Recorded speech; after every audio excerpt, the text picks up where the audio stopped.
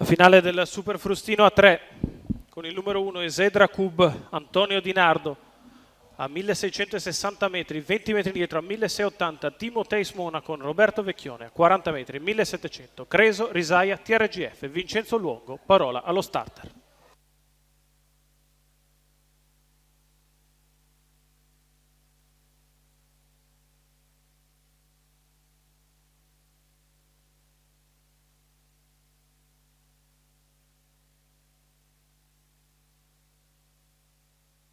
Pronti? 1, 2, 3.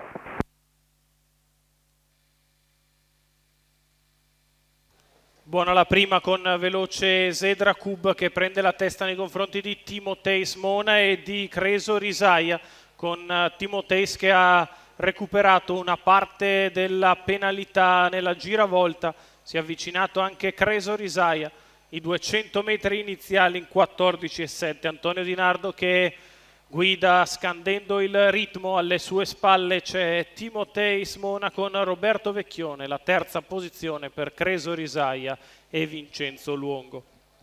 400 metri iniziali in 29,7, gruppetto già raccolto. Antonio Di Nardo che ha scelto un ritmo comodo e Creso Risaia che si scopre dopo 600 metri iniziali passati in 46,3. E così Esedra Cub guida nei confronti di Creso Risaia allo scoperto di Timoteis Mona che è rimasta alle spalle di Esedra Cub al completamento dei primi 800 metri passati in 1 minuto e 6 decimi. Antonio Di Nardo guida le operazioni, Vincenzo Luongo prova a dargli fastidio, a insistere al largo con Creso Risaia che paga un po' sulla piegata. Timoteis Mona rimane a contatto, Roberto Vecchione lì sornione dopo 1 chilometro in 1,15,1 alla retta di là per Esedra Cub che è in vantaggio. Antonio Di Nardo che continua ad amministrare le operazioni, Creso Risaia che non demorde di fuori, chiusa la corda e Timoteis Mona 400 dal palo, retta di là in accelerazione in 14,1, Esedra Cub in vantaggio su Timoteis Mona e Creso Risaia apparigliati lì a metà dell'ultima curva. Esedra Cub è sempre in vantaggio, Timoteis a contatto in corda, Creso Risaia richiesto al largo, la retta d'arrivo per Esedra Cub che è in vantaggio, Antonio Di Nardo che prova la fuga, si infila in open stretch, Timoteis Mona che va di dentro, in vantaggio Esedra, ci prova Timoteis, Di Nardo contro Vecchione, Roberto Vecchione, Timoteis Mona vincono il Super Frustino 2026.